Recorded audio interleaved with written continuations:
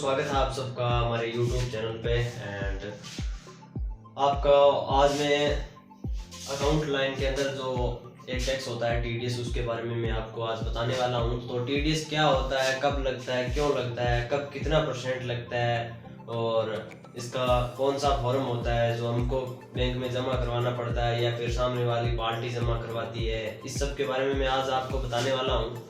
तो आइए, आपका ज़्यादा वक्त नहीं लूँगा और आपको अभी बता देता हूँ कि टीडीएस की पूरी डिटेल बता देता हूँ।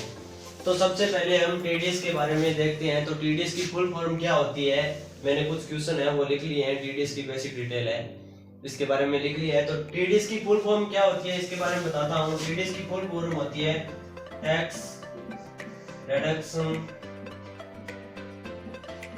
सोर्स। दोस्तों, टीडीएस की फुल फॉर्म होती है वो होती है टैक्स डिडक्शन सोर्स। ये बहुत से व्यक्तियों को, बहुत से अकाउंटेंट होते हैं उनको पता भी नहीं होता है कि टीडीएस की फुल फॉर्म क्या होती है। वो बस टीडीएस इतना ही लेके चलते हैं। तो टीडीएस की फुल फॉर्म होती है वो टैक्स डिडक्शन सोर्स होता है। टीडीएस कब लगता है दोस्तों, ये एक बहुत ही शानदार क्वेश्चन आया है। टीडीएस कब लगता है?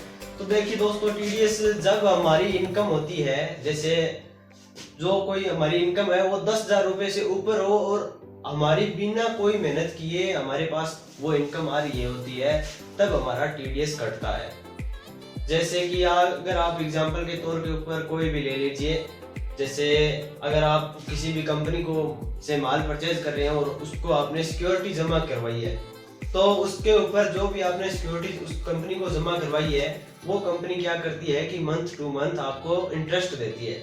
जो भी आपने सिक्योरिटी जैसे 50 लाख रुपए जमा करवाई हैं, तो उसके ऊपर आपको मंथ टू मंथ इंटरेस्ट पे करेगी। उस इंटरेस्ट के ऊपर जो इंटरेस्ट आपको आ रहा है वो आपकी बिना किसी मेहनत के आ रहा है, तो उसके ऊपर टीडीएस कटता है। दोस्तों, ये टीडीएस की बेसिक है। जैसे टीडीएस किस पे कटता है, तो ये बिना मेहनत की कोई भी जो इनकम है उसके ऊपर टीडीएस कटता है। जैसे टीडीएस कब लगता है, जैसे 10,000 से ज्यादा की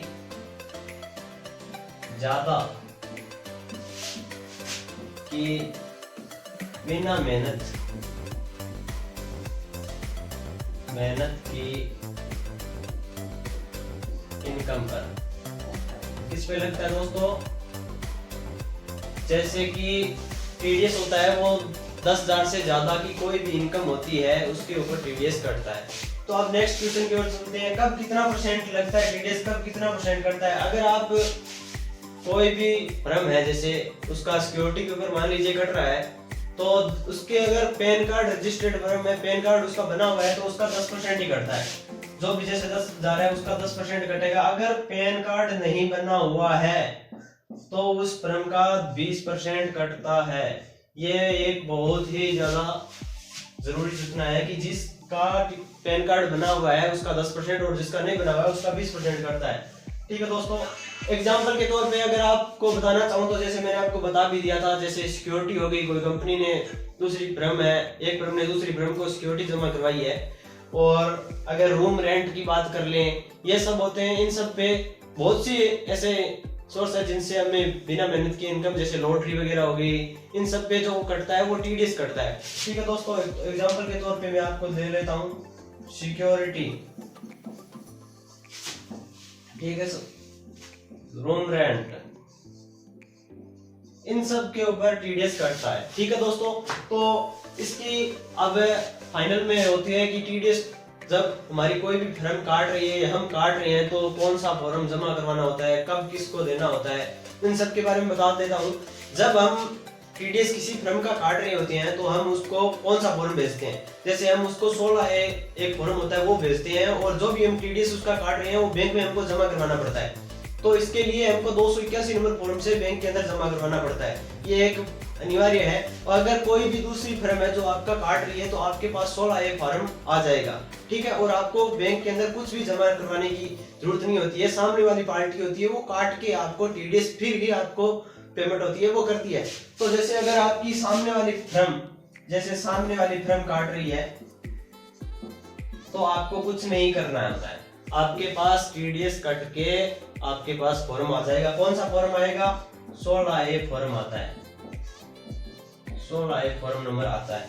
अगर आप टीडीएस किसी भी कंपनी का काट रहे हो तो आपको क्या करना होता है, जब टीडीएस काटते हो तो 16 एक फॉर्म जनरेट तो हो जाता है आप इस पे, और आप उस कंपनी को क्या कर देते हो, भेज देते हो।